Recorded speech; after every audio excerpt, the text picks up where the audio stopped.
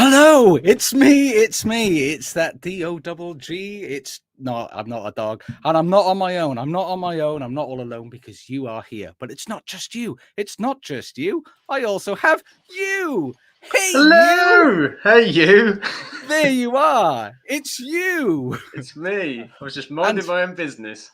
I know, he's just sitting at home in his living room, and all of a sudden, some ass pulls him into a podcast. And how are you? You? I'm very well, thank you. You? Is it just me and you, or is it me, It's you, not just and me you? and you. It's not just me and you. It's me, you, and you. Hey, there you are. You're That was a lot of yous. I feel like an episode of Chuckle Brothers. Oh, well, thank you, you. And how are you? How are you all? How are you, Mr. Lucas? Tell us how you are today. I'm good. Very tired, but I'm good. Yeah.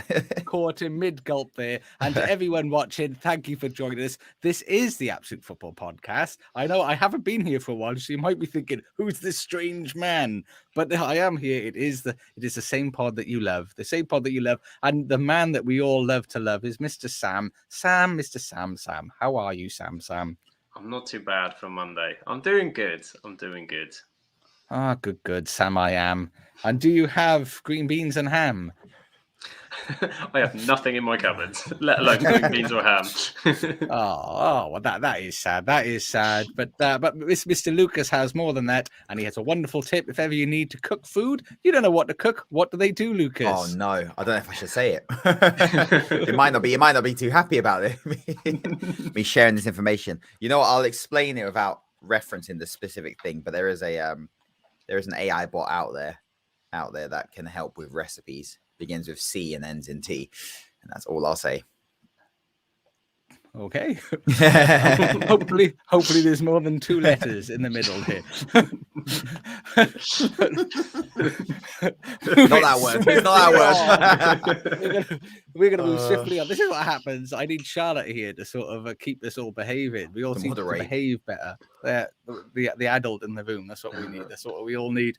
But what happened this weekend? Something very enjoyable as a neutral happened for me this weekend. First of all, Liverpool didn't lose a game. Hey, that was wonderful news. That was wonderful news. And but something else wonderful did happen. Lucas, what happened this weekend, and how did it make you feel? I don't know what did happen this weekend. I feel like something really major happened, but I can't quite Unexpected? remember. Something that hasn't happened in a long time? No, something expected, but I can't. It was what was it? Something to do with something red. That was it. Sam's reminded me. Sorry, I just looked at Sam's face and I couldn't remember exactly what it was. No shock there. We dealt with Man United on Sunday. They put up a good fight, but ultimately, we're inevitable at the moment, so it was always going to end one way. And I had a very enjoyable Sunday evening after that. Put my feet up. I got the beanbag pod out. I made a cup of tea. Sat there, watched TV, just with a large grin on my face. Really good Sunday, to be honest. Best Sunday of January so far. And in the words of Charlotte, are you trusting the process? Oh, you have to be silly not to at this point. Let's be honest. Anything can happen in football. But I've always had the same energy. I just want to be back in the Champions League, and if we get a Premier League at the end of it, we'll all be very, very ecstatic. So yeah, I'm enjoying the ride at the moment. There will be, and Char is in the chat here. She's getting grief off Scoops. Look at Scoops giving Charlotte grief here. It's just unnecessary, but she's fighting back. And Char, we do miss you. It'd be lovely if you were here. Being the adult, we need the adult among us. But yes, it was for those of you that missed it. It was Arsenal 3, 1-2-3, and Man United 2. Sam, how did that make you feel? How did it make me feel? Well, are we calling them the Inevitables now? What is this? The Invincibles, the Inevitables? You have to have a tagline, don't you? I like that. The dog turds for 2 decades, but they're back again. Yeah. How did it make me feel? Well, I've been doing really well with Dry January, but Sunday was tough. Sunday was tough. I was fairly happy about an hour in, but that last half an hour was a tough watch. It was a tough watch. yeah, not great, not great. It went unfortunately as expected. I did think it would go that way, but it's nonetheless still not a nice thing to see. Hey, well, I mean, I'll be honest, it was quite an exciting game. I mean, and who would have thought of all the players on that pitch that the hero would be Eddie Nketiah? Bloody hell. Who wrote that book? For somebody that. Well, I mean, all the abuse, if you remember the abuse he was getting the end of last season, when did he sign a new contract for silly money, changed his shirt number or something as well, didn't he? Yeah, didn't he take on Ree's number as well? Yeah. Yeah, I think quite a lot from the Arsenal fans I spoke to, quite a lot of Arsenal fans wanted to keep him. I didn't. I was like, why? Because I was hoping we could get something better, but he's playing well. While Jesus is out, he's doing the business. So, fucking hell, like this team is just surprising me over and over again. But no, two very good finishes. He did miss a sitter, but two very good finishes outside of that. It did. And Marcus Rashford, Sam, he looks like a footballer again. What's going on? Because what's going on there? Why is he happy all of a sudden? Well, deciding to do bits. It's nice to see. It's nice to see. Yeah, I mean that was one of the best moments for me. Marcus Rashford looks like he's got a new lease of life. Didn't do a lot on the defensive side, so we needed him to do that because he wasn't doing any tracking back whatsoever. So you needed at least that from him. But yeah, it's all good. The tactics all geared towards him at the moment, so it is working nicely. So he did great. If that flummox on the other side, Anthony, could just have a similar idea, then it'd be nice. But Rashford's carrying us. Yeah, I mean, and it scoops in the chat for any of our Spotify or audio listeners. We are live on Twitch and YouTube. But Scoops is telling us he thought he was worried about post-Kane, but Rashford could be the answer. And Charlotte agrees. A season ago, if you said Rashford's the answer, I'd be terrified of the question. But speaking of the answer up front, Waghorst. Wout Waghorst. Is he your answer up front?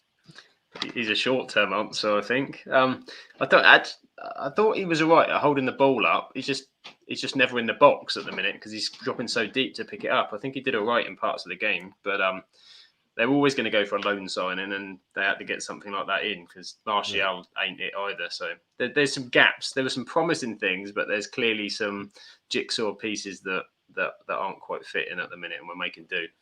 And as Scoop saying, you just needed Dicey would be helping Ten Hag to get the best out of him. But I mean, Rashford, then do you not put him up front? Do you think he's best out on that left wing position? He's best on the left, and I think Ten Hag spotted it, and it's all about getting him back on the left. He does. There's times I think you can bring him in last 20 minutes of the game, 15 minutes. He switches across to the right side, but yeah, I'd keep him left. Don't move your best player to try and accommodate everything else. It's been the problem in the past. So keep Rashford's where he is, and I'd rather play a false 9 or something with Rashford doing that, which is kind of what Weghorst was playing, really. Wout Waghorst. One of my favourite names to say, Wout Waghorst. And we will get on to how good Arsenal were in a moment. But on Rashford. Yeah. I really don't think he had that good of a game. I can't lie. The goal was amazing, but after the goal, he didn't do anything. But this is the same thing that people say about Rashford for years. It's like he masks his performances with the goals, which is fair enough. Like you're still adding value to the team. But the problem is that when people say you can play him up front, is if he takes more than 2 touches, he doesn't do anything. He's good for like being on the end of balls or like hitting it out of instinct. He's an instinctive player, and he's very effective in and around the box. But outside of that, Man United would be crazy to start playing him up front. He's not a striker. Martial and Weghorst are way more suited to playing up front. Even the game yesterday, like Ben White was having a shocker, which is why, and Arteta took him out at half time, which again, that's really, really good man management. If he's getting terrorized, take him off. As soon as Tomiyasu came on, Rashford did nothing in the second half. Well, and he was on a booking as well, wasn't he? Because he hoiked in at one point, Ben White. Yeah. So it was a double, I think. You had to get rid of him. Hoiked in. He hoiked in. He's just a Dutch manager. You're just following your Dutch manager. I mean, we will praise Arsenal and Arteta in a moment. Although I do have a gripe with Arteta, which I'll bring up. I know what you're going to say as well. So let's just trash United for a little bit longer. Anthony. Oh God. 85 million. I mean, let's be fair. People are trouncing Nunes for being 60 million, and his goal scoring is actually quite good. And if you watch his play, his play's quite good. He's just got to be a bit more composed and stop getting the ball in front of the box and going, wah! But Anthony, does he realise he's not on the pitch just to make a YouTube highlight reels? Is he aware that there's football going on there or what? Yeah, it doesn't fit with Anthony at the minute, to be honest. He's good at those tight spaces, keeping the ball, but it's not quick. It's not quick, so it didn't work with what we were trying to play. He's not got Diego Dallo outside of him. He's got Wan-Bissaka, so you've got nothing going past him the other way either. And he's got one trick, which is cut inside and hit, which he's done a few times. And Arjen Robben made an entire career out of it. So if he can, he was really good though. He was really good. Yeah. I mean, Anthony, he can go round and round. He can go round and round. He can go round and round. He can go round and round. And he might be playing Champions League football next year, unlike Darwin Núñez. Yeah. He shouldn't be, though. Had to sneak it in there. But, yeah, I know. He's just a big bully. But I mean, and Charlotte brings up the point where I was gonna really sort of look to touch on. Yeah, Eriksen without Casemiro in the middle. I mean, what my nervousness would be as a United fan, if I was, which I'm not. But and a lot of feedback you're hearing is people are saying, well, Casemiro was out. If we had Casemiro, we would have done you. Is it not unnerving that one player makes or breaks your team at the moment? 100%. But when the player before that was Fred or McTominay, you're building foundations for something else, aren't you? So Casemiro has, as my biggest worry going in, you take Casemiro out, you ended up with Eriksen on that second kind of, you saw a Saka. Eriksen's not the man you wanted in that second position. If you had Casemiro, you possibly would have put Fred in there as well on kind of a second kind of duty or something else like that, a bit tighter, which he did later. So Eriksen it doesn't have the legs. He doesn't offer an awful lot. A lot of my worry with the United side is a lot of these are kind of short-term fixes that are getting us through. Casemiro, okay, I still think there's a few seasons out of that man. Eriksen's a short-term 31 fix. though? Weghorst is a short-term fix. 30, 31. But if you get the right stuff around him and some good legs in there isn't Scott McTominay as well. I mean, that's the other issue. Gee whiz. I mean, if that man can play a ball forward, my word. I enjoy Scott McTominay. I love the fact that he keeps getting game time. Well, he does in Newcastle. They're saying Newcastle are in for him. I mean, Newcastle are trying to go places. There's no way. McTominay's not the answer. Is his contract running out or something? Because there's no chance. It must be. He was horrific. Do you know what it probably is? Is Newcastle are just going, do you know what? Actually, we need homegrown. How many homegrown players have we got? Because this could be the reason to think about it. But he's not. Actually, he wasn't as bad as I've seen him play in that game. Otherwise, we would have walked all three on midfield. Like he remained quite disciplined in terms. I think he was disciplined in his positioning and such. But as you saw, the problem was the punting back and when we were. And he can't play football. He can't play it out. Like he just. So when we're under pressure, it was just giving it back, and we're in against. Partey, Xhaka, Odegaard, such a good unit, you get found out a little bit and say the difference was a week ago, Casemiro and that midfield dealt with Manchester City. So you take that out, it is such a difference. And it is a worry having one player that does it. But it is. I mean, and if you looked at the way they played out of possession, and this is where we're going to start to link into how wonderful I thought Arsenal were. Rashford and Antony were like as high as they could possibly be. And Fernandes just isn't much of a worker in regards to defensive movement. Eriksen's, I think every game Eriksen plays, I want to congratulate him for having the balls and the tenacity to get through a game. So you've got no width, nobody covering you on the wide positions, and then the guy that was marshalling your midfield and getting people everywhere and having the know-all to sort it all out isn't there. So as a result, you're just getting overrun, completely out of possession. But this is where, there's two things. Obviously, Ten Hag should be coaching for preparation that if one player's out, the team knows what they're doing and they can cope and deal with that. But out of possession... You can only do with what you got. Like Lucas said, is true. Ingredients. The AI can only give you what your ingredients give you. Yeah. To be fair, if you gave the AI the ingredients of Scott McTominay, Fernandes, Eriksen and Fred to pick a midfield out of, I think the C and the T... would have those two letters in the middle. But out of possession, how wonderful were Arsenal? They seem to break out of possession, break into this 4-4-2, and they're really solid. Their lines are really nice and pretty. You can draw lovely lines on the pitch if that's your bag.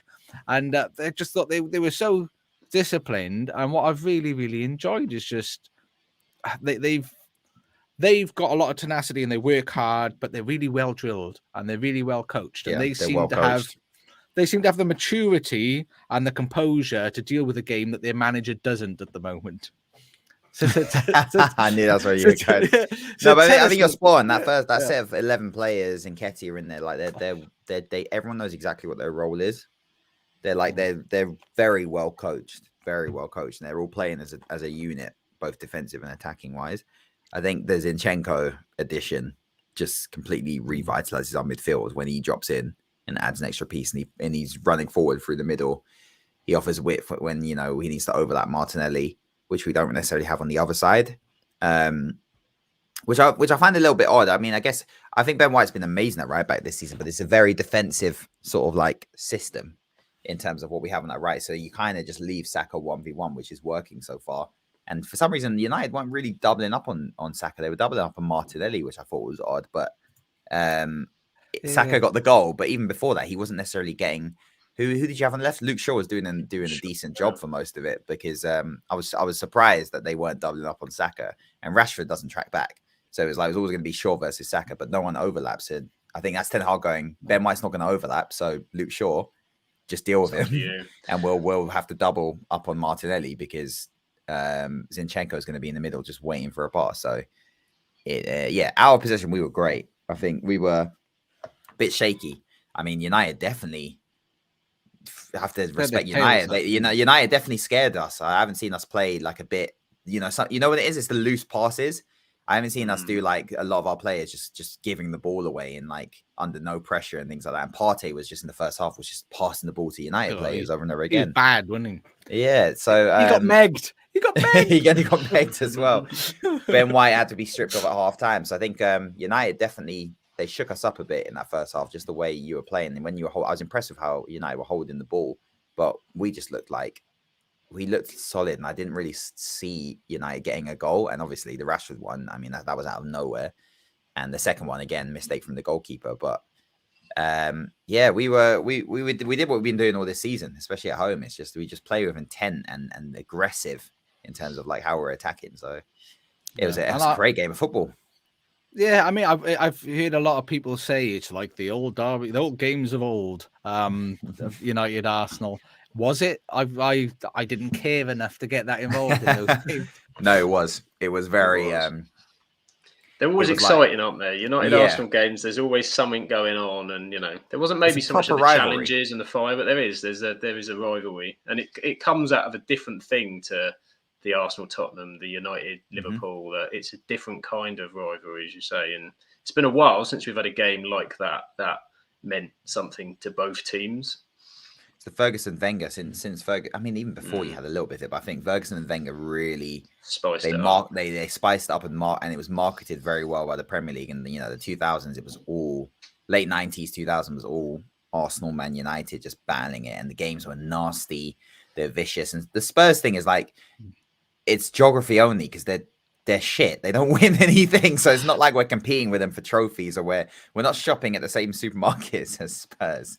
But United is like, there's a battle there of like, we both win trophies. We're elite football clubs, who have fallen off the boil and are starting to really research. And this is, I think someone put it, this is the first time Arsenal and United have played each other in the Premier League where there's a lot on the line in terms of league position for both teams at the time of playing for like 15 years or something ridiculous, because every time one of us has been around the top, the other one hasn't for ages, since probably like Ferguson's been around. So even the top four, I don't think we've had a top four battle, because one of us I was thinking exactly it's not even been that. Like, you think of the Leicester year when we were up there, it was Spurs, Leicester, Arsenal, City, I think, and that's the year Chelsea finished like 9th, United fell away. That's the last time we were in like a title sort of charge, I'd say 2015.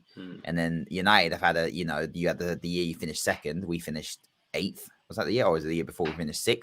So it's like both teams have not, and this situation was like, if United beat us, they're suddenly in an accidental title charge because they're basically in front of City. So you could tell with just the atmosphere and both teams and how they were approaching it. It was like, this is a big game of football here. Like, so it was good. It was really good. I mean, Shah in the chat, it was good to see he's a neutral fan. And she's proud of Lucas trusting the process.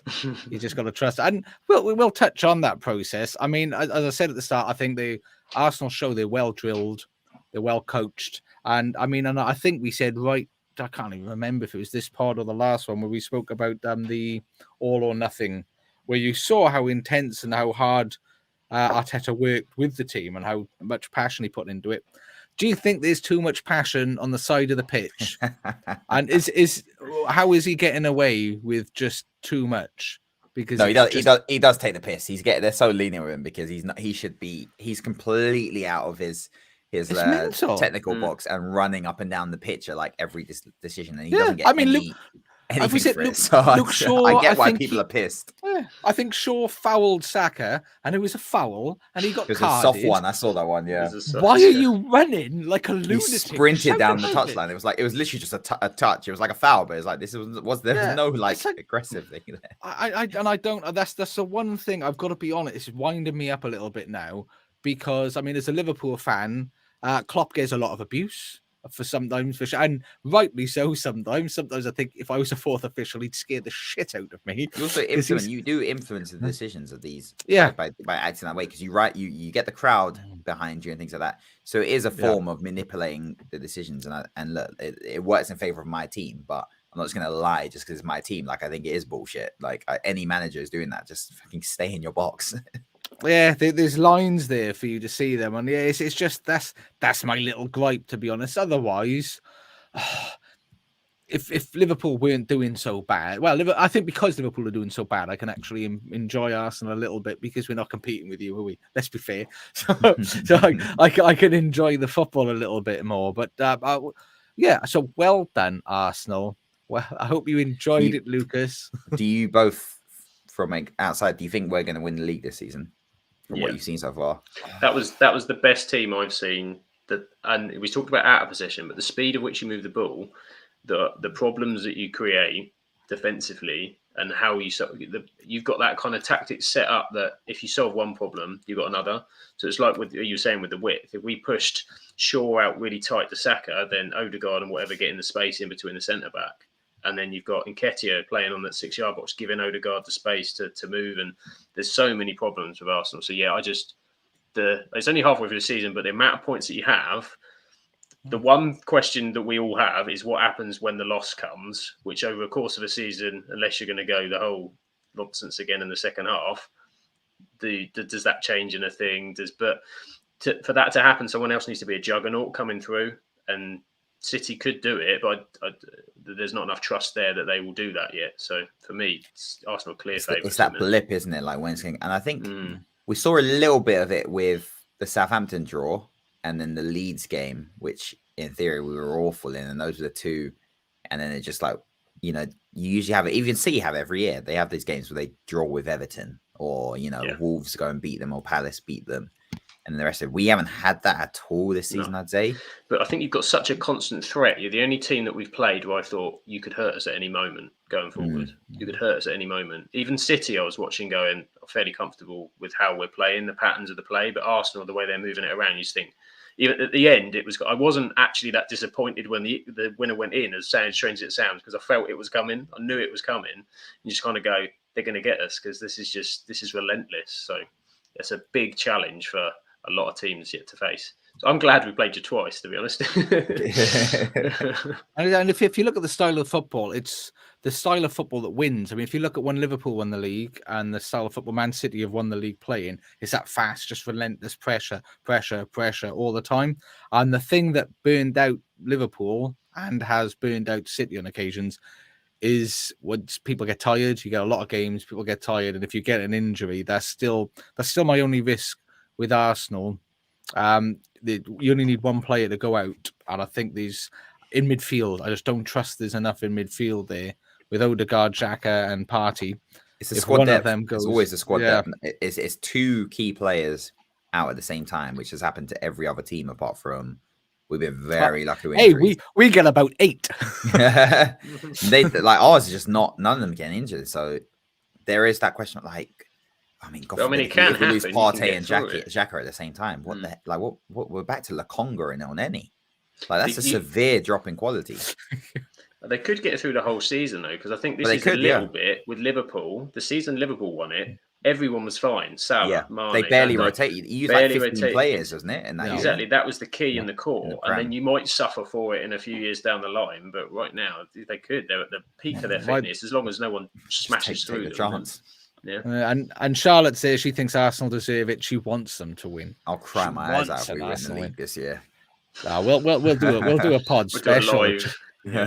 Just Lucas being emotional and pissed, I imagine. So I'll be at that parade with a Norwegian flag painted on my face. he'd be ever doubting Martin Odegaard.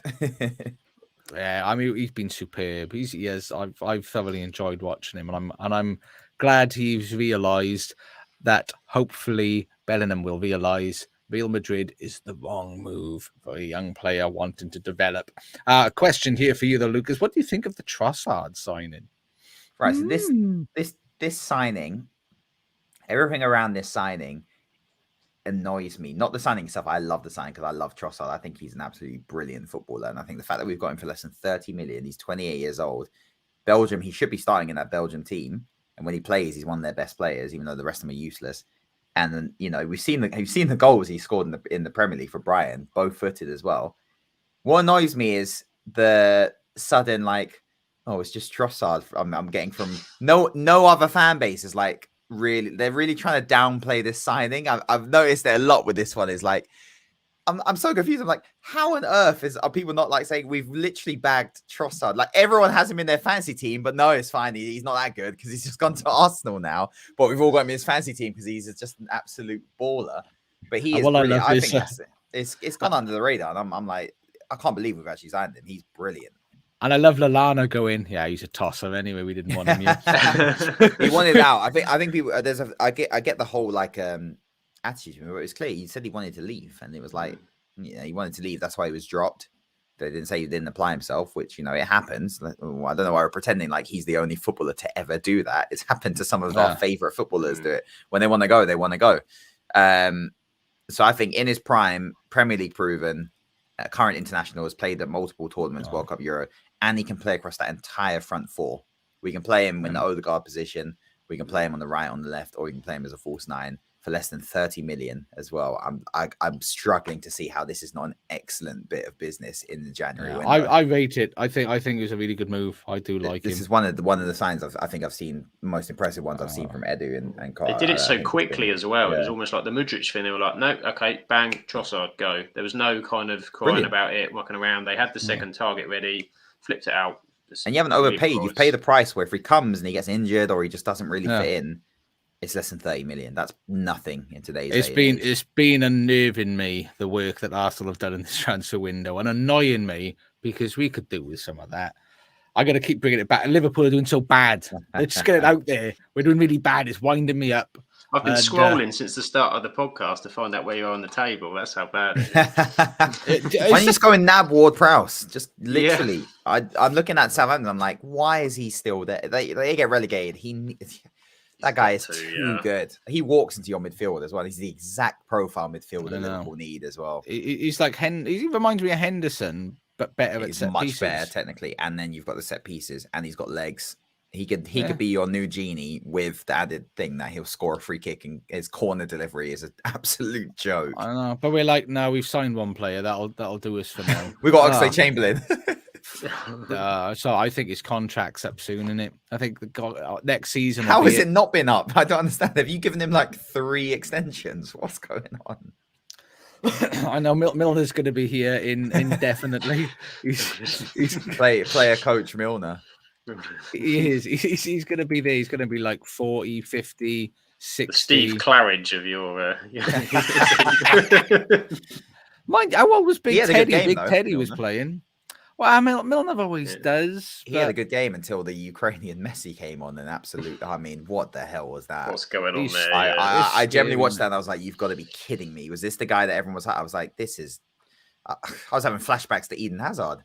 I was like, what's going on here? This kid's unbelievable. I mean, what we've touched on Chelsea. How many players are they going to buy in reality. My God, 487 or 70 million. Yeah, now. It was 450 million on last week's pod. It's now another 400. And they added Madueke, right, for like 30. Madueke as well, and they're still talking about, say, Caicedo for 70 or something. He's buying a whole new squad. Literally, just like, no, just do it in January. Just buy them all in January.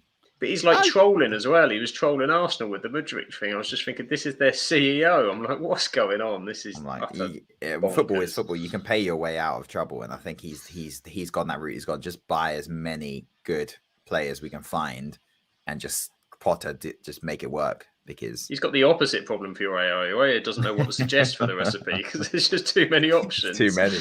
I think they look good though. A couple of the last ones look good, and I get Chile and Madrid. They look good.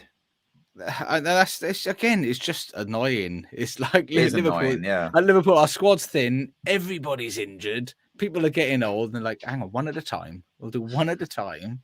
We'll next to the next window. Then we might buy another one." With at Chelsea, they're like, "Stuff it. How many do you want? We've got a thin squad. Have 50 players. We'll spend all of the money everywhere, and it doesn't matter." Somebody kept saying, "Oh, I don't know. They're going to get through financial fair play." It doesn't exist. It's not a real thing.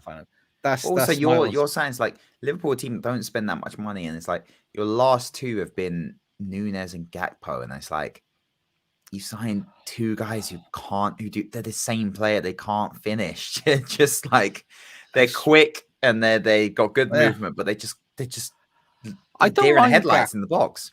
Yeah, I don't mind Gakpo out wide. That's the other thing. It's like, why is he playing striker? Oh, I don't know, but something doesn't add up at Liverpool. I think something definitely doesn't add up. I think there's something. But here's something I've not seen. Charlotte telling us she thinks Mason Mount needs dropping. I think he's gone. I think they've all woken up. There's actually quality players in there now, and they're looking and they're like, why are we playing this guy? We've got Mudryk, who's quality at Madrid. It's like Mount is not going to be getting anywhere near that first 11 if Graham Potter knows what he's doing. He'll be at Everton in 8 months. Oh God! I mean, and I think so too. Yeah. We'll mention Everton in a moment because I just want to briefly highlight, because I don't want to talk about it, but it deserves speaking about. Haaland with another hat trick. I mean, sweet baby Jane and the orphans. I think Charlotte pointed out in our podcast chat the other day, he's like scored more than the last couple of Golden Boots seasons. In January. What? Just what? Yeah, what are we supposed to do? Imagine he breaks the record and they don't win the league as well. That's like... It made me laugh last week, and they were like, "You think Haaland's the problem?" I was like, "That's the problem, Jesus Christ!"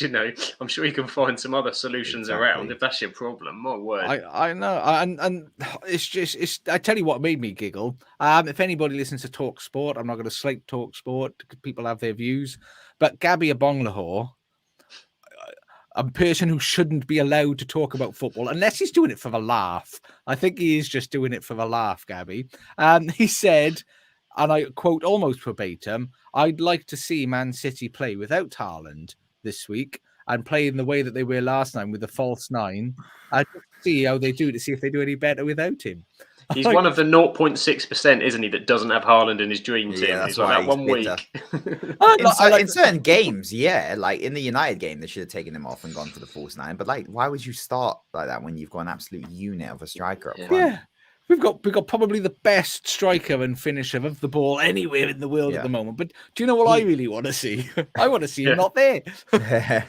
He's not even the problem. Like, I get the whole thing in that he's added goals individually, but has taken away goals from others. Like, others aren't scoring as many goals as they were before.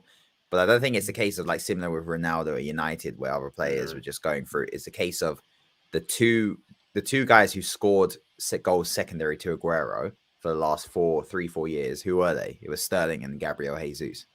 Both are gone, and they haven't replaced it. You got Grealish, Foden, and Mahrez, who don't score. They're not goal scorers. Mahrez is a quality player, and he's played up recently, but those guys they're not goal scorers. They're not trying to score goals. It's not their game. So that's what's happened. But you have Alvarez. Now you see if Alvarez plays more games, he will score goals. And there is your Jesus/Sterling replacement. Yeah. Plus, Haaland at Dortmund was an assist machine as well, wasn't he? I mean, he can pass the ball, yeah. He can pass, he can set up, as you say. It's just not, those players aren't set around him. No. So that's the one thing with Man City is Pep selling Gabriel Jesus and Zinchenko to Arsenal was a complete. He just dismissed you with that kind of move. Yeah, he really did. It's a but then not replacing them with I think they did with the Alvarez. I think was their Raheem Sterling / Jesus in terms of a goal scoring.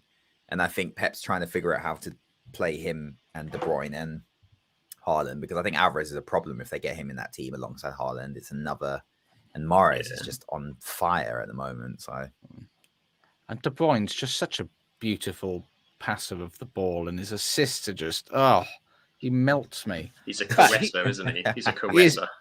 I didn't realize though he's getting older. He hasn't been that great this season as well. He's been a bit. He's been disappearing in a lot of games this year. I think there's something going. But I mean, did you watch Pep's press conference after the Spurs game? Have you seen it? Well, the one where he said, "I'm not going to say," and just dropped off. He is. He's a terrible. He's a villain. He is actually a villain. But I'm not going to answer this question because he was calling out the players and the fans, and he was literally saying, "None of you got the hunger anymore. I know we've won a load of trophies, and it's like we're still literally in a league title and we're playing the worst we've ever been. So what are you all doing? Fix up." And I think that was potentially a turning point before their usual rubbish 10-11 game winning streak in the Premier League that always comes. What I wasn't sure about in that. Now, was he digging out the number of fans booing or just the number of fans Man City has when he said about all 6 of you? That's like I didn't know. I genuinely didn't think, is he digging at the club because we're not very well supported, or is he like there's only a few of you booing me? I didn't know. It's just great elite mind games from him, and I think the Wolves game I don't know with City. We're kind of expecting them to go on this run, and they dealt with Spurs, and then Wolves. The first half was pretty close, and the second half completely trampled them. And they've got a decent run, minus the games they play us. Their run from now until the end of March is, you're looking at it like Man City should really be winning every single one of these games. So they're still there. They've also got Champions League, haven't they? And I think that's going to be a problem because Pep always thinks he spends 2 weeks, doesn't he, sitting in his shed coming up with a tactical plan to try and beat Paris Saint-Germain, and absolutely turns it on his head. How can I take a game that we're bound to win playing normally and lose it? Depends on the run, doesn't it? Yeah, because Europe is another factor we're all forgetting about. It's coming back.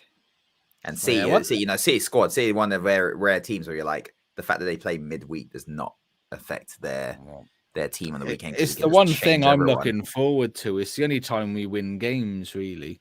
So I'm really. You got a decent fixture as well, haven't you? Who have you got? I can't remember now. No, you got Madrid. It's not a nice one. I didn't think it was a nice one. Let me have a look. I think you've got Madrid. Yeah. Okay. Well, you're out then. So yeah, I wasn't. I genuinely, I've stopped looking. It's probably bare for you now as well. Yeah, well, I've stopped looking. I've stopped looking at anything that we do these days because it just it hurts me. It's so frustrating. But speaking of Liverpool, or the city of Liverpool, who would have thought that hiring a grossly unqualified, unproven manager in only his 3rd job in a team that is run by lunatics who have no ideas what they're doing would have ended in failure? Today, apparently, I don't know if it's been confirmed by the club yet, but everybody else knows it. Frank Lampard, he's gone. He's been sacked. He is no longer there. I'm shocked that he was hired in the first instance. Sam, first of all, how does it make you feel, Sam? I feel deja vu because it seems like we have a podcast every season about the Everton sacking podcast. Who are Everton going to pick next? 5. And how long is he going to last? It's bonkers. But I'm not surprised.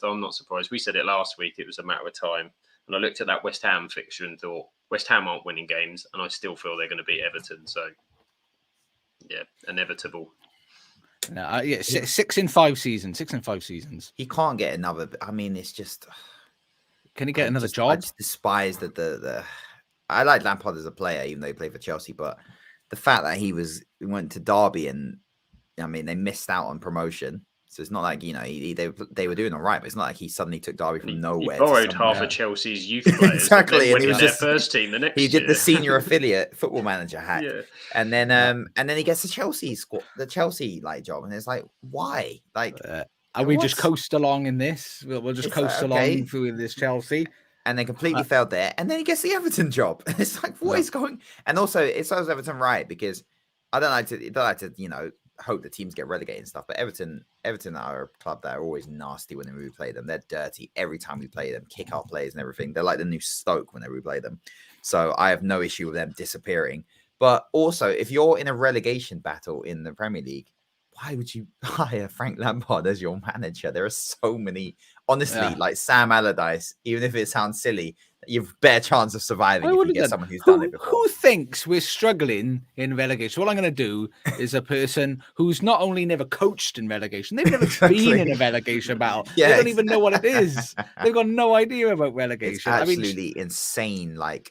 That club is just, but even though Everton's the worst run club in the country. It is. I mean, Charlotte's put in the chat there. She feels bad for him. There's a lot going on behind the scenes. Even Ancelotti couldn't do much. And this true. They have a horrible They finished club. 7th under Ancelotti, and that wasn't good enough, apparently, according to Everton fans. Oh, well, do you know what, as well? And I think when they got rid of, Allardyce, getting rid of Allardyce, getting rid of all the managers, they've got rid of managers who've done okay. Spent silly money on who've done all right. Awful players. And Charles making the point, he comes to realise if it's a class footballer, it doesn't mean they're a good manager. It doesn't. No, that is very, very true. That is very true. But I've got somebody else to have their 2 P's worth on this.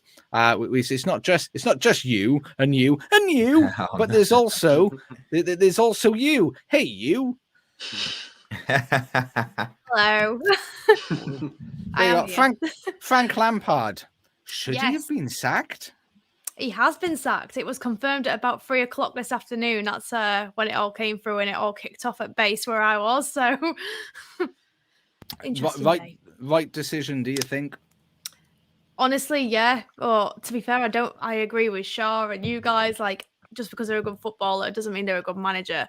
And at the moment, I think Everton need to do a lot of sorting out before they even think about hiring someone in. They need someone with actual managerial experience and someone who can maybe stand up to the directors. Maybe. Well, have you seen who they're linked with? Because this made me chuckle. It made me chuckle. Bielsa, the man with all the experience in the relegation battle in the Premier League. He stands up to directors at least. Yeah, well, I think I say stand up. Yeah, I think it's kind of given that they're going to go down, and I think they need to go down to kind of have that rehabilitation season, if you like, and try. Do you think they can come up though? On Everton, a similar situation to a Leeds or where they might disappear? Yeah, they go down. That new stadium coming as well. Yeah, in the Championship, and players on big contracts as well. With I think they said a lot of their players don't have relegation release clauses because they were Everton and they never thought that they would be. Is that Newcastle? Did Newcastle do that? Who was the team? I think Newcastle had a similar situation and they were, but they got back up, didn't they? But I think Everton they're in trouble if they go down. Big trouble. It's beautiful. Josh is loving it. It's the only good thing. It's the only good thing I've got. As a football fan, it's sad the prospect of a team like Everton, the stalwart of the Premier League for so long, potentially going down. And I genuinely think if they go down, I think that's it. I think they're cream crackered. I could quite easily see them doing like an Ipswich or something. Yeah. Because they run so badly. Yeah. So badly they run. Their finances are horrendous. And I think they'll end up in violation of the Championship, the Football League fair play, and they actually enforce their financial fair play in the lower leagues. So they'll end up with some sort of points deduction. And I don't think they'll get promoted the first season. I think they'll have a points deduction, which will then hammer them in their second season, and they'll disappear. I'm sorry, Everton fans, but I think that's it. I think that's it. Disagree with me, somebody. To do with the fact you're also a red. Yeah. Potentially, but I do think it's sad how poorly run they are. Oh yeah, 100%. They've wasted money like no one's business. I think they say they could disappear in the near future for a few years, but they're too big. They're one of those sleeping giants again, aren't they? That eventually look like Leeds to an extent. Okay, Leeds aren't back where Leeds were, but they're back in the Premier League. So you almost need to rip it out, get rid of the rot, and start again. So someone will come in for Everton. I was going to say, because what do you do when the rot is the owner? I mean, Shah said they'll be in the National League with Rochdale. We're not going to dig you out for Rochdale, Shah. Rochdale isn't in National League yet. There's time. Yet. You won a game the other day. They won a game, didn't they? It's only goal difference as well. Yeah, everything is possible. Yeah, exactly. So I mean, Bielsa. Is anybody Bielsa for Everton? The last thing Everton need is a man sitting on the back end of a laundry basket at pitch level, just having them run around like headless chickens, and they haven't got the attacking players to play that system. I don't think. No. Can you imagine Everton trying to learn the system at the minute? Just disaster. Yeah. What I want you guys to do is just run around. We're going to play mid ball, but he's not. He's not going to go and tell them that. This guy he's going to bring along with him. He's going to tell him, and he's going to tell them. Because that's what you need in a relegation battle. Somebody that can't directly communicate with your players. There's one very obvious choice who I think is a perfect fit for Everton, is currently not in work and can work with the set of players they have in a system. Oh God, no. No, definitely not. Oh no. No chance. Although to be fair, they've got some decent young players. So I think Pochettino if they come back up, is a decent option if they can get him. Are you going? I was going to say the Ginger Mourinho. 12 months ago, said the same thing. This is a perfect fit for Everton, isn't it? It works, doesn't it? Sean Dyche. They survive if they get Sean Dyche in. He would be lovely, and I think he suits blue. I think he's a guy that look good in blue. The fans would love him. He can play 4-4-2. They've got the players who can play that system. There you go. Long ball football to Calvert-Lewin. There you go. I mean, because they haven't got a midfield, so you want to bypass that completely. Exactly. And they got wingers. Stop trying to get this team to play football out that can't play football. I mean, that is something I do point directly at Frank Lampard. Is why are you trying to get these guys to play football and bring it through midfield? They can't. They can't do it. No. And Shah agrees with me. If he looks good in blue, get him. That's what I'm all about. I think it suits him. I think it suits him beautifully. But hey, what do you think, Hayley? Have you got a man? Do you think Dyche should be there or? Oh, you know what? It's going to sound really, really far-fetched, right? But hear me out. Neil Warnock. I knew that was going to get... No, but put it this way, right? I'm going off a couple of factors alone, right? He's not intimidated by anyone. Like, he even squared up to cameras for no reason whatsoever. Right? And I don't think he'd, if a director came to him and said, you can't do that, I'd be like, I'm doing it anyway. He's not afraid to coach his players, but he's also not afraid to give really, really honest feedback. And he has a lot of experience behind him, but it's a bit of a fantasy. I don't ever think he would go, but I'm pretty sure he's retired now, to be fair anyway, but yeah, he's retired. Imagine the chaos. Could you imagine? Warnock in the Premier League was never Warnock and the Premier League needed more time together to cause chaos, didn't they? There wasn't enough time for that.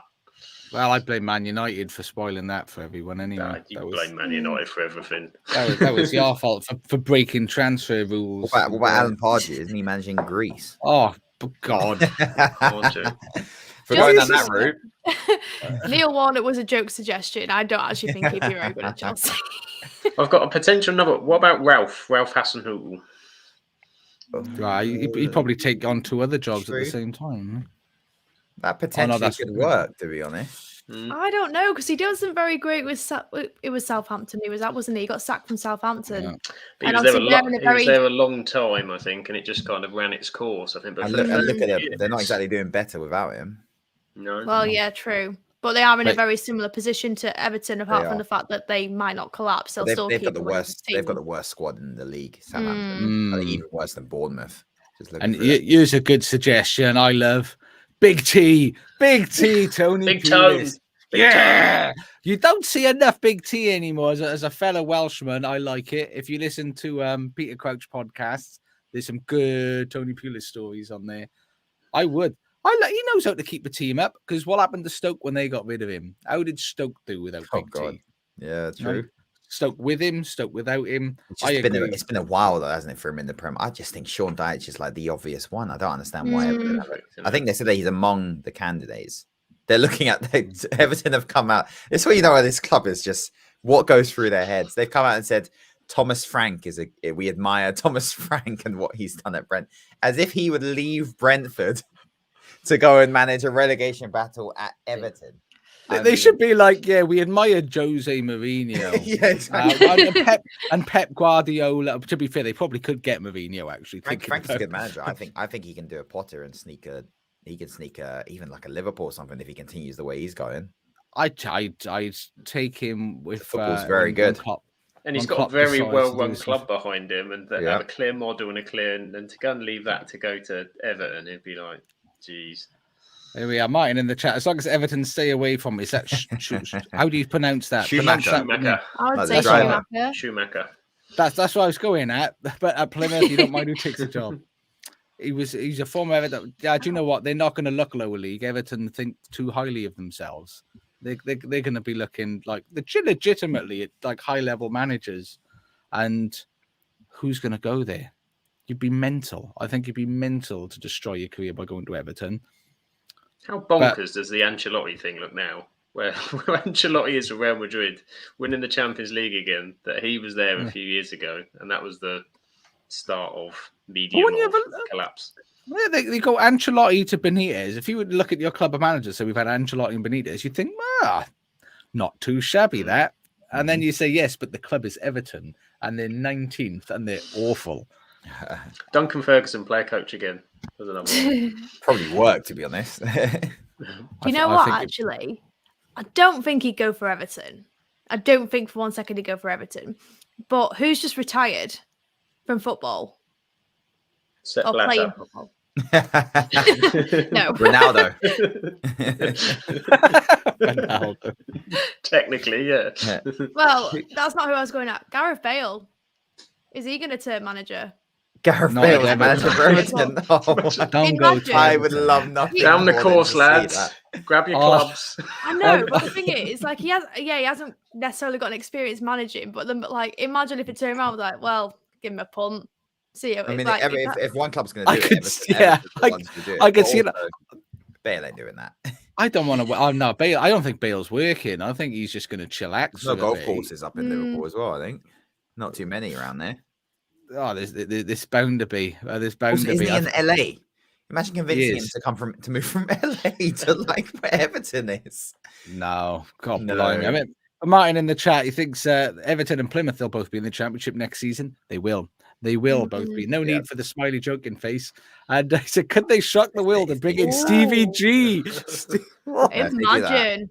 If that'd be another agent rapper, Agent Stevie G, wouldn't it? He wouldn't do it. He wouldn't go surely. I don't think he would. No, not in a hell. Again, that's just basically Lampard 2.0. Another manager who's got no right to be getting these jobs. Who hates the club he's going to. Yeah. Don't be mean about Stevie. He is not a good manager. I'm sorry. He's not. Don't be mean. Just let him enjoy what he's doing, though. Just punditry on the telly. Stay away from the bench. I think it will be Sean Dyche, I think, from what it looks like. That's got to be the obvious choice. But this is Everton, and they make terrible decisions. Well, he not only could he potentially save them from relegation, if they do get relegated, he could potentially bring them back up again.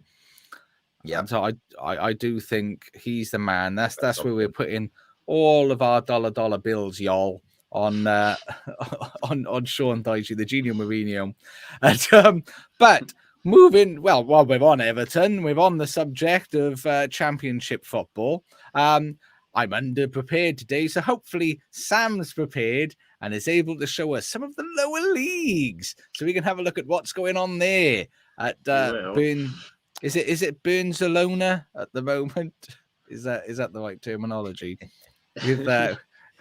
With old Mega Mind. Come on, share it, Sam. It's coming. Just keep filling. Right, I've gone dark over there. We're just sticking. Keep filling. Somebody sing a song. Sing in the song. I'm not singing nothing. I'm like a dying cat parade. We missed that. It's the anticipation coming. It of is what the table looks like, despite the fact that we all know what the table looks like. No. There it is. Barcelona. So we're hoping we haven't got Charlotte with us, but we have Hayley with us, and hopefully she knows something about lower league.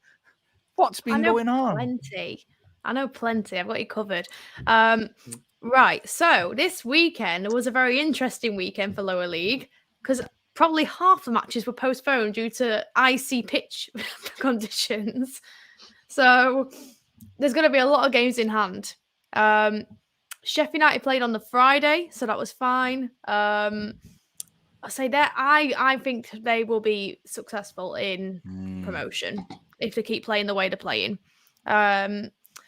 Let's have a look what else we have. Burnley and Sheffield. I think they're both going up. And I love the difference.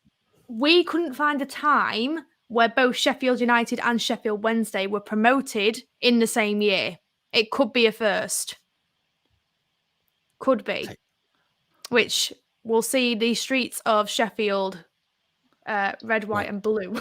Do you reckon would they get along with each other or would they fight each other? How do you think that parade would go? That's a very good question. I think it depends on the context, to be honest. Football-wise, they'll have a scrap for days, honestly. But if it comes to anything else or defending Sheffield, we're all one. I'd love to see that. Do you think they would share the same bus? They both get relegated. Imagine. Well, I say Sheffield United are in Championship, and I believe Wednesday are in League One, so there won't be. They're not quite, playing yet. But I await that derby day. That'd be beautiful.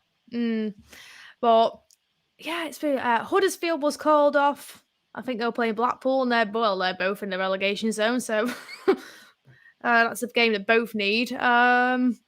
Pretty sure Wigan went ahead, but to be honest, there wasn't really an awful lot to report. Hull lost 1-0 against Sheffield United, but considering where they are in the table, big difference. I was expecting that. Rotherham, I think they lost, but they played really well. So why are Cardiff so low? I've only just noticed that. What's happening? I don't know. Maybe you need to have a word. that makes me. I got to be honest. I've sort of fallen out of love a little bit with Cardiff though after the whole French striker Salah fiasco. I think they've really let themselves down there. So Swansea's become my Welsh team now.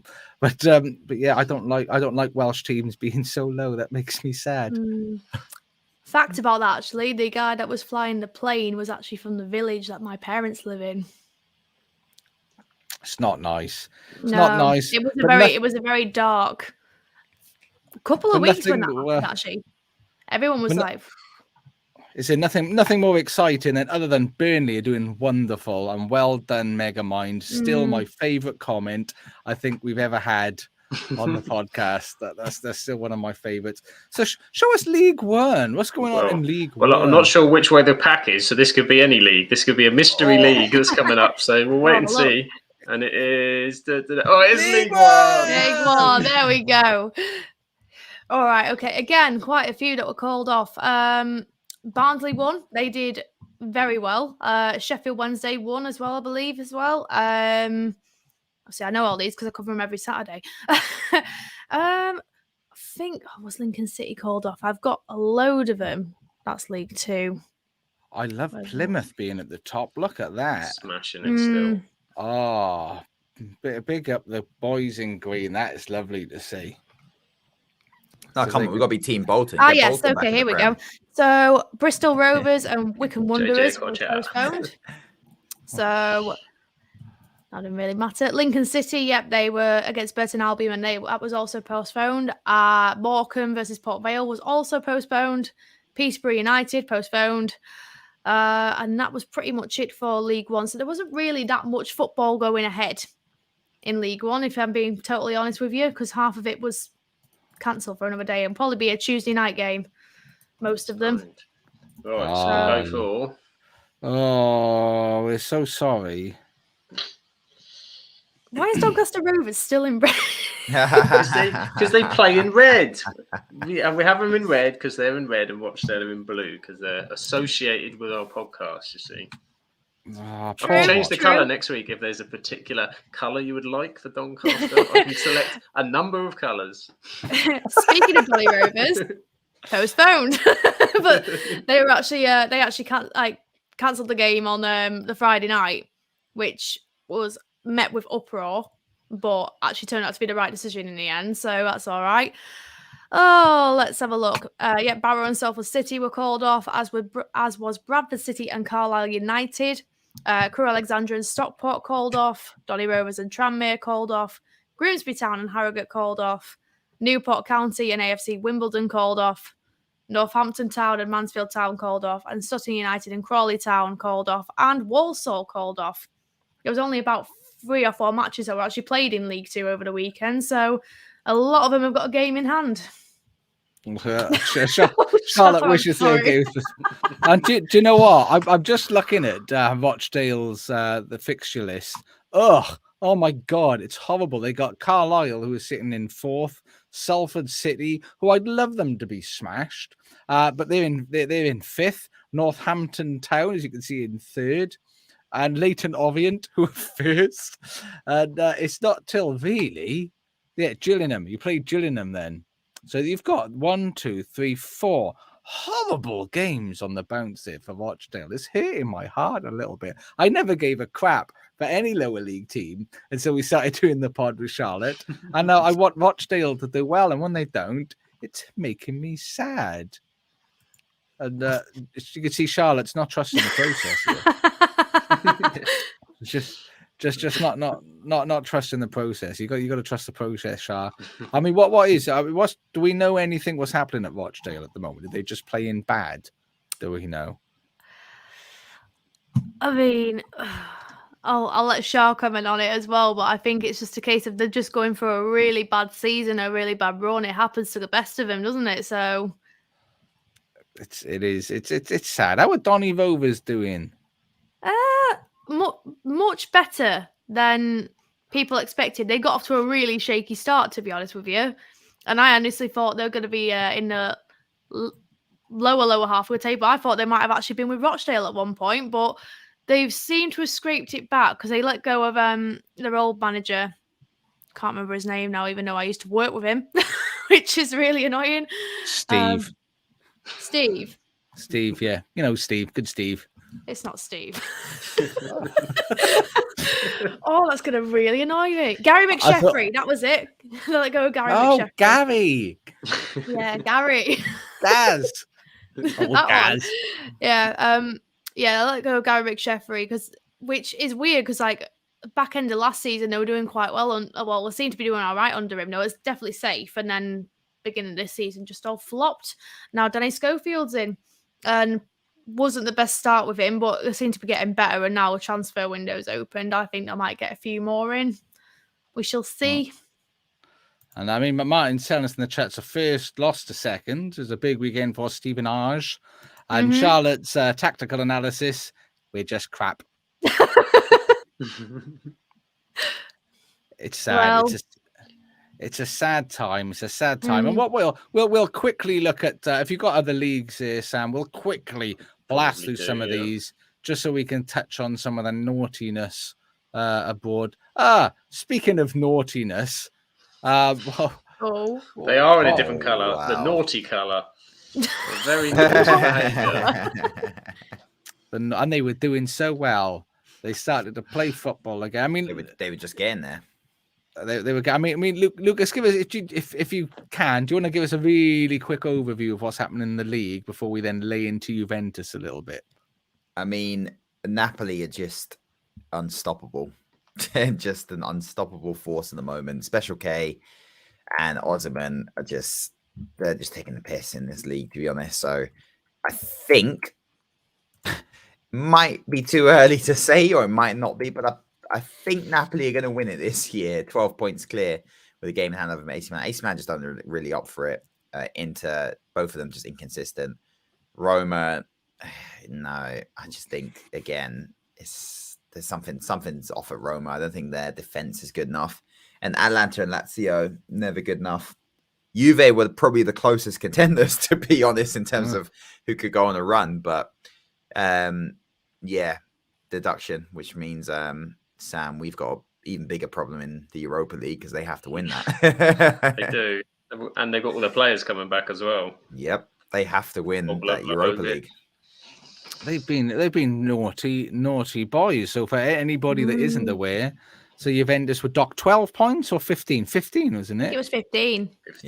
15 points for. Does anybody know the specifics? All I know is transfer irregularities. They misrepresented the transfer fees for players, which I imagine I was if you looking do into that, this. Wasn't it something they used the website, wasn't it, that transfer market, and they were using that as their valuation, and they were increasing it basically for some of the players that they had bought to, but I don't know why. No, and it also incriminates Tottenham, doesn't it? The director Paratici, well, he's been suspended 30 months. Yeah, I mean, that's in Italy. How much would you enjoy it if they decided to apply for that to be to impact him over here? Wouldn't that be wonderful for Tottenham? If that, I don't know if how the rules work with that. That's something sort of FIFA. The day that Arsenal win the league, that Tottenham make that Champions League 4th spot, and then within an hour get handed their points of deduction. Yeah, and then walking L. Conte goes, "Nah, you're all right. I ain't signing no contract, and I'm gone." And then Harry Kane decides, "No, I'm out." Beautiful scenes. Oh, that would be but I mean, it was apparently. I think Sam was saying there's a cabal going on. Is this live? This is live. This Sam? is live. This is a live one just come through, just live, hot off the press. Oh my God! Empoli beating Inter Milan 1-0. Oh, surely, if this continues, then it must be Napoli. It must be Napoli's. But yeah. So, does anybody know anything more about the Juventus scandal? Okay, so I've just had a cheeky look at what I can look at. And basically, so they have been docked 15 points. It's very, very vague about why they've been docked 15 points, but it's definitely something to do with their transfer processes. That's what it looks like anyway, but they haven't really released much more details. I think it's because they're still looking through their financial kind of, documents and stuff like that. But then, because there hasn't been much information put out, Juventus fans are furious, which, 15 points is a lot of points. So they've gone and cancelled subscriptions to watch the games, and it's cost probably around at least 2 million euros to the broadcasters, which is then further added fuel to the fire. Which I didn't understand. That's like, I've had food poisoning from McDonald's, so I'm never going to eat a Burger King again. It's just the weirdest thing. I don't understand that. I mean, Charlotte in the chat, perhaps it's because they were stupid enough to sign Paul Pogba. Very value for money sided though, Paul Pogba. Was he free? Was he free? He was free. Oh, that was. But didn't they also? What wasn't also some of their issue was that the fact that Judge or something recommended a 9-point deduction, and then they were like, "Nah, screw it, we'll just do 15 anyway." And I think there's a number of other clubs though that are potentially linked to similar issues, and Juventus are feeling a bit singled out because they're on the Milan Stock Exchange and all this business. So I think there's a lot more to come from this yet. They're appealing, aren't they? So this is going to drag on and drag Italian football in the mud again.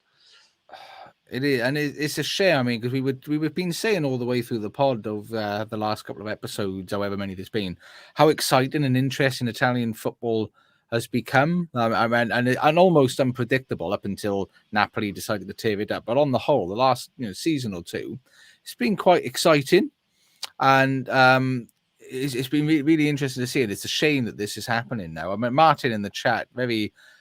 Well pointed out, to be honest, the entire Juve board resigned in November, and he knew things were bad there. This is very true, and perhaps that's when the investigation started, and they all went, "Ooh."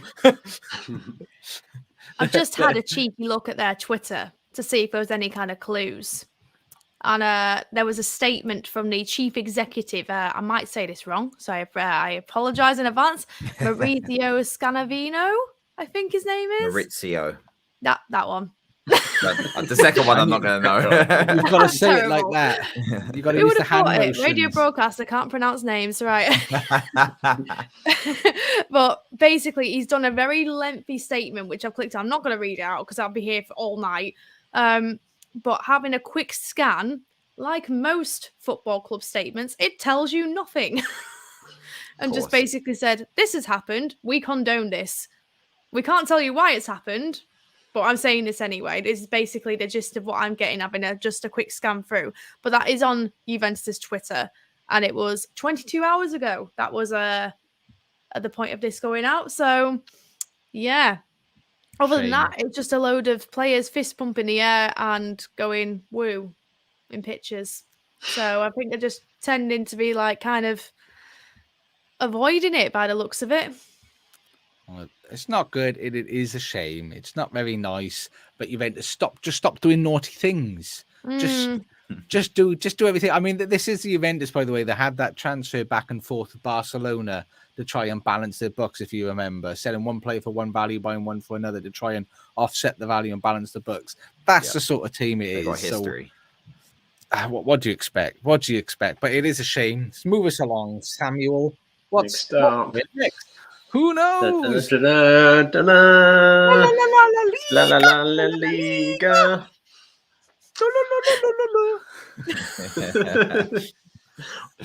I did make some notes on La Liga, but they're sat behind this screen, so we're going off the cuff with this. I know Barcelona won. They're, to be honest, they're my first problem in the Europa League. Never mind Juventus at the minute. I've got Barcelona coming up in a couple of weeks. They still remain top of La Liga with a 1-0 victory over Getafe. Pedri with the goal. Robert Lewandowski was suspended, and Sergio Busquets made his 700th appearance for Barcelona. Dear God. He's been there a long, long time. He needs to get a life. Go do something else, Sergio. Second place is Real Madrid. They got back to winning ways with a 2-0 win away at Bilbao. And Benzema equalled Raul's goal-scoring league tally, which is 240 something. But again, it's on this screen, so I'm going to guess with 247, it was something around that region. Still not as high as Ronaldo, but he's on the verge of becoming their second highest league goal scorer. Couple of other games to pick up. Villarreal had a very interesting game against Girona, or my Girona, as I like to call them. Girona. Villarreal got a penalty in the 90 plus 4th minute, which Gerard Moreno missed. But do not fear, Yellow Submarine fans, because they got another one in 90 plus 11, and they put that one away right at the end to maintain. So they are joint with Atletico Madrid in that Champions League final position.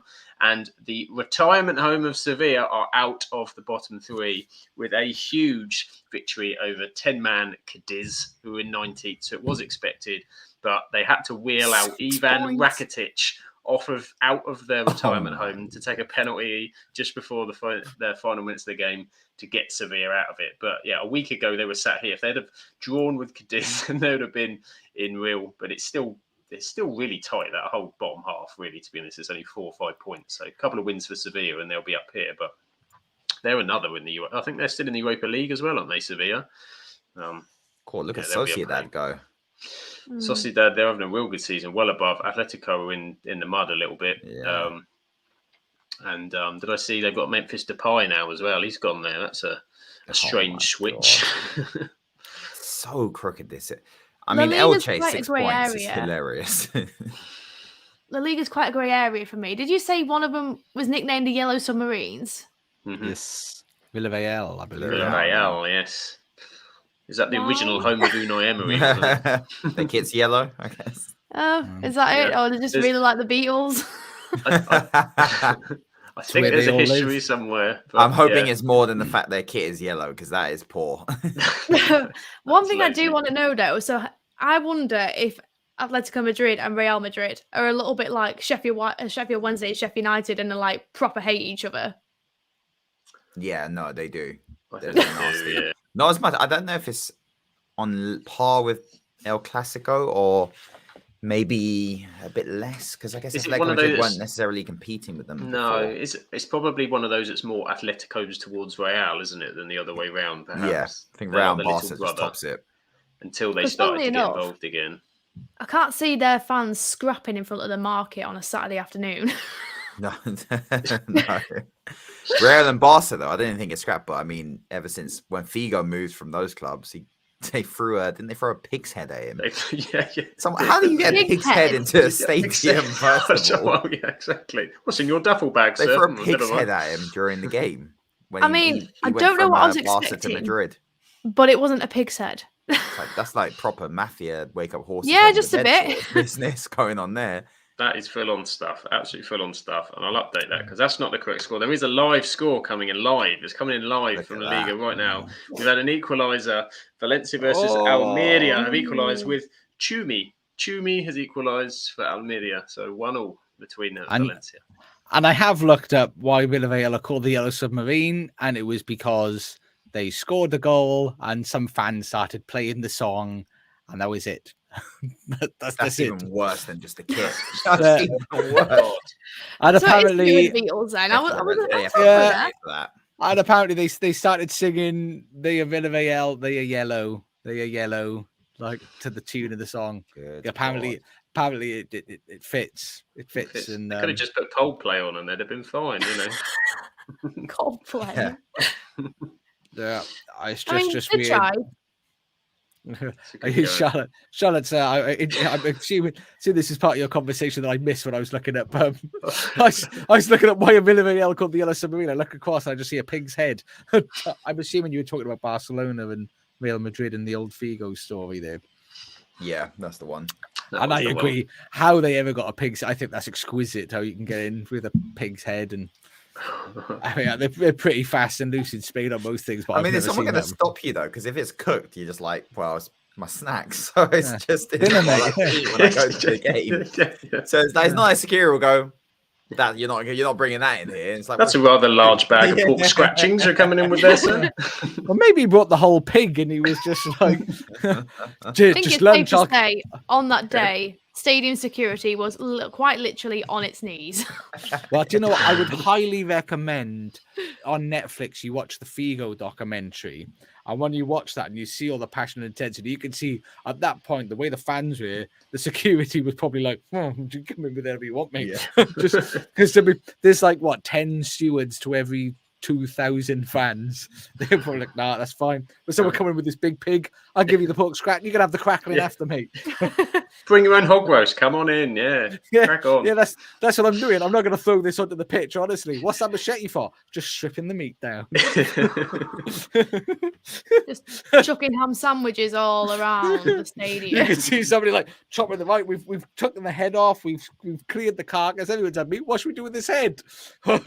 There's no bin here. All right then.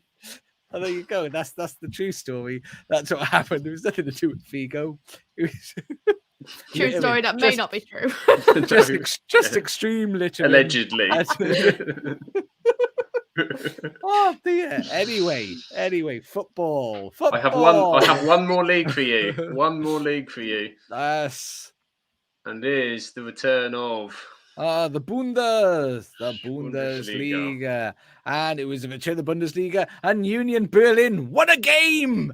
Yes, they've been struggling. They were struggling before we finished. Before they finished for the World Cup, they were struggling. They went from riding high at the top of the league to disappointing us all. But they did. They won a game against Hoffenheim, which I was very, very happy with. But it's still so interesting. If you look at the top six, how this has changed from the last 20 odd seasons, probably in the Bundesliga. It isn't Munich, Dortmund, Leipzig at their top positions. Eintracht Frankfurt, Union Berlin, and Freiburg all sitting at the top, making it a very exciting league at the moment, which is lovely. And also lovely, Xavi Alonso still winning. Leverkusen 3, Mönchengladbach 2. He's winning. He's doing so well. Well done, Xavi. I love you. You're a beautiful man. Many, many kind wishes and all the love that I can give to you. 9th. They were at the foot of the table at one point, getting battered, and he's taken them up to 9th.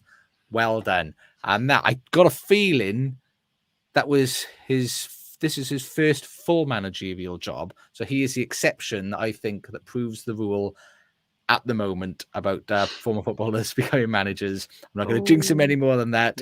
But I mean, Dortmund are doing well. I mean, Bellingham scored a beautiful goal. He also made a mistake in the game, so he's showing some good and bad. But they're winning games. They're doing quite well, but they're just seem to have had a bad start and struggling to recover a little bit. But look how tight that is. 30, 30, 30, 29, 28, 26. Beautiful. What a beautiful league. And Shah said Everton are going to be after Xavi Alonso. They can't have him either.